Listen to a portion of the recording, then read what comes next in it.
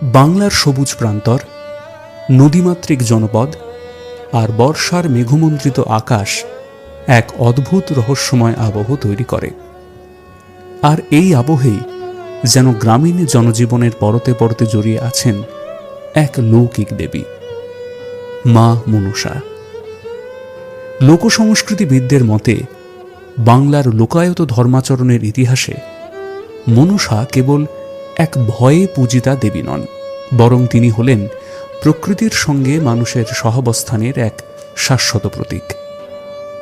যেমন প্রখ্যাত গবেষক ও লোকসংস্কৃতিবিদ ডক্টর কল্যাণ চক্রবর্তীর মতন চিন্তাবিদরা মনে করেন, দেবী মনসার এই আরাধনা আসলে আবহমান বাংলার সর্পচারণার এক চরম আধ্যাত্মিকতা ও নান্দনিক দার্শনিকতা, যা মানুষকে প্রকৃতির আদিম শক্তির মুখোমুখি দাঁড় করিয়ে দেয়।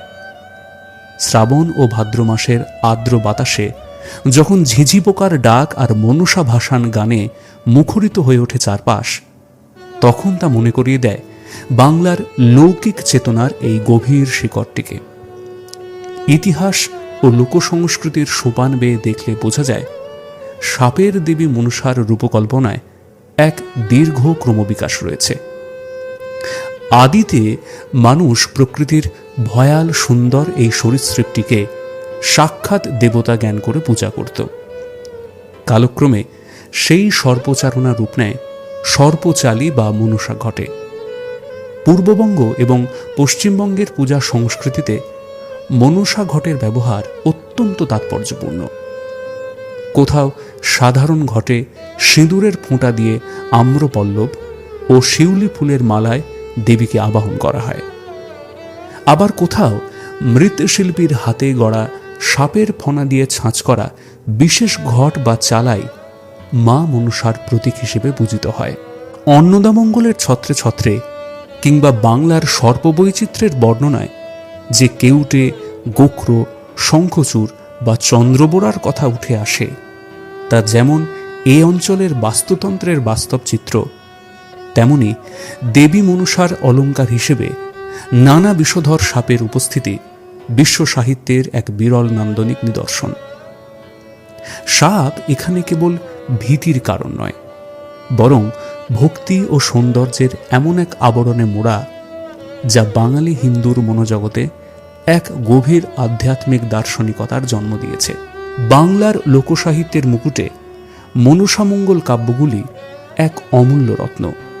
মধ্যযুগের বাংলা সাহিত্যে লৌকিক দেবদেবীর মাহাত্ম্য প্রচারের উদ্দেশ্যে রচিত মঙ্গল কাব্য ধারায় মনসা মঙ্গল বা পদ্মা পুরাণ এক বিশেষ স্থান অধিকার করে আছে।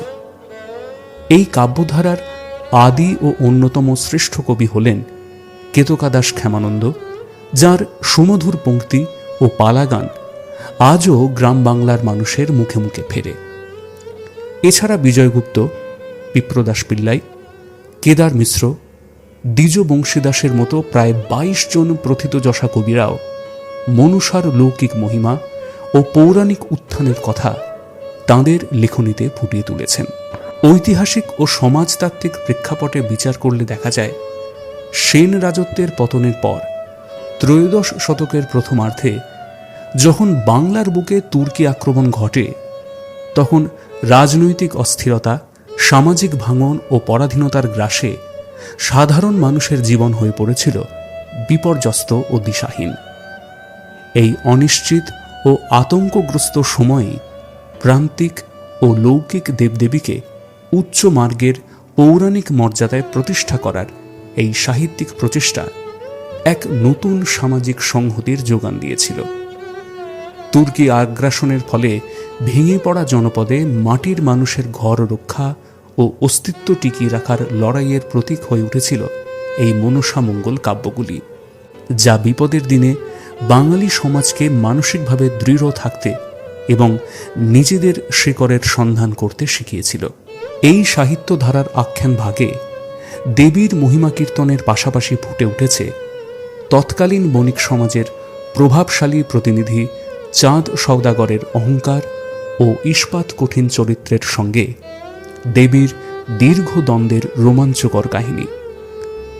শিবভক্ত চাঁদ সওদাগর গোয়াড়ের মতো মনসাকে পূজা করতে অস্বীকার করেন, যে দৃপ্ত বিদ্রোহের সুর বেজে ওঠে কাব্যের পংক্তিতে।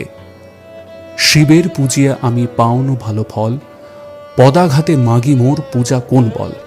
অথবা দেবীর প্ররোচনা ও সর্বনাশের মুখেও চাঁদের সেই অটল ঘোষণা, পুজিব না পদ্মাবতী, শিবের চরণে মতিরতি।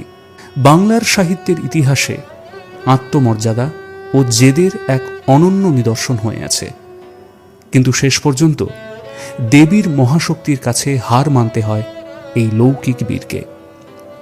সপ্তডিঙা মধুকর ডুবে যাওয়া এবং একে একে 6 পুত্রের মৃত্যুর মর্মান্তিক শোক সহ্য করেও চাঁদের সেই পাথর সমান বুক ভেঙে যায় যখন কনিষ্ঠ পুত্র লক্ষিন্দরও কাল নাগিনীর দংশনে মৃত্যুর কোলে ঢলে পড়ে। এই মনসামঙ্গলের মূল আখ্যানের আড়ালে রয়েছে এক বেদনা বিধুর ও সংগ্রামশীল নারী ইতিহাসের অনন্য দলিল। এক সাধারণ বেদিনী থেকে মহাশক্তিধর দেবীতে মনসার প্রতিষ্ঠার অন্তহীন লড়াই। প্রান্তিক জনপদের যে লৌকিক নারী বা সাপুড়ে সম্প্রদায়ের দেবী হিসেবে মনসার সূচনা হয়েছিল, সমাজের উচ্চ বর্ণের রক্ষণশীল সমাজপতি ও শিবভক্ত চাঁদ সওদাগরের মতো প্রবল প্রতাপান্বিত পুরুষের অহংকারকে চূর্ণ করে নিজের আধিপত্য প্রতিষ্ঠা করতে তাকে পাড়ি দিতে হয়েছে দীর্ঘ ও কণ্টকাকীর্ণ পথ। পুরুষতান্ত্রিক সমাজ ও ক্ষমতার দম্ভকে চ্যালেঞ্জ জানিয়ে এক লৌকিক নারীর দেবত্বে উন্নীত হওয়ার এই দীর্ঘ প্রক্রিয়াটি আসলে সমাজের নিচুতলার মানুষের সামাজিক স্বীকৃতি আদায়েরই রূপক। আর এই লৌকিক দেবীর পূর্ণ প্রতিষ্ঠা ও মনুষ্য সমাজে তাঁর জয়যাত্রা চূড়ান্ত রূপ লাভ করে এক অসামান্য নারীর ত্যাগের মধ্যে দিয়ে। তিনি হলেন বেহুলা। এই উপাখ্যানের সবচেয়ে মর্মান্তিক ও আকর্ষণীয় অংশটি জুড়ে রয়েছে বেহুলা ও লক্ষিন্দরের লৌকিক প্রেম ও চরম ত্যাগের ইতিহাস।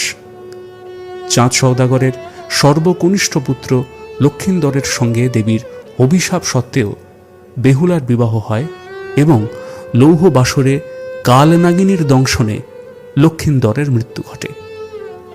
কিন্তু পতিব্রতা বেহুলা বিন্দুমাত্র বিচলিত না হয়ে মৃত স্বামীর দেহ ভাসিয়ে দেন ভেলায় চড়ে পরকালের উদ্দেশ্যে। জল ঝড় সর্বগ্রাসী নদী ও অজস্র বিপদের সঙ্গে লড়াই করে বেহুলার সেই ভেলা পৌঁছয় দেবালয়ে।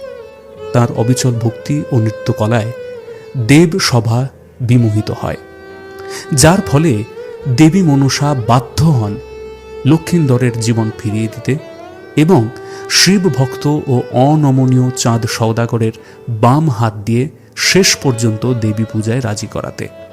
এই বেহুলা লক্ষিন্দরের উপাখ্যান কেবল একটি পৌরাণিক বা লৌকিক গাথা নয়, এটি নারীর শাশ্বত প্রতিবাদ, গভীর ভালোবাসা এবং অটুট বিশ্বাসের এক অনন্য লোকায়ত চিত্র।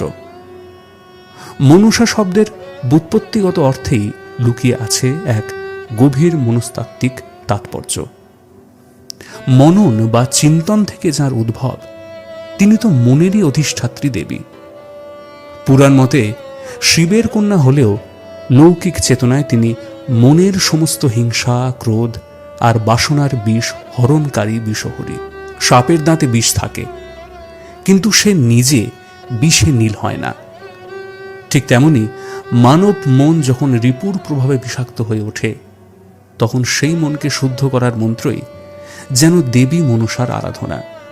হংসবাহিনী দেবীর এই জ্ঞান শক্তি মনোময় এবং শুদ্ধ যোগের প্রতীক। বৌদ্ধ ধর্মের চর্যাপদের গূঢ় সাধন তত্ত্ব হোক কিংবা বৈদিক মোক্ষ লাভের স্পৃহা, সুষুম্না নার্ভের মধ্য দিয়ে কুলকুণ্ডলিনী জাগরণের যে আধ্যাত্মিক সাধনা, তার চরম শিখরে সহস্রারে প্রস্ফুটিত ব্রহ্মকমলের ওপর অষ্টফনা তুলে থাকা দেবী মনসার অবস্থান যেন সাধকের নির্বিকল্প মহাসমাধিরই রূপক। ত্রিপুরা ও বাংলার সাংস্কৃতিক পরিমণ্ডলে মনসা পূজা কেবল একটি ধর্মীয় আচার নয়, এটি একটি পূর্ণাঙ্গ জীবনচর্যা। আষাঢ় ও ভাদ্র মাসের কৃষ্ণা পঞ্চমী তিথিতে নাগ পঞ্চমীর উদযাপনের মধ্যে দিয়ে যখন সিজ গাছ রোপণ করে কিংবা পারিবারিক ও সার্বজনীন মন্দিরে মা মনসা পূজা অনুষ্ঠিত হয়, তখন তা সমাজকে এক সূত্রে বেঁধে দেয়। বিশেষ করে পূর্ববঙ্গের সংস্কৃতিতে মনসা পূজা ও মনসা ভাসান গান যেন এক গ্রামীণ উৎসবের রূপ নেয়। সেখানে ঢোল, করতাল ও খঞ্জরার বলিতে মুখরিত হয়ে ওঠে চারপাশ।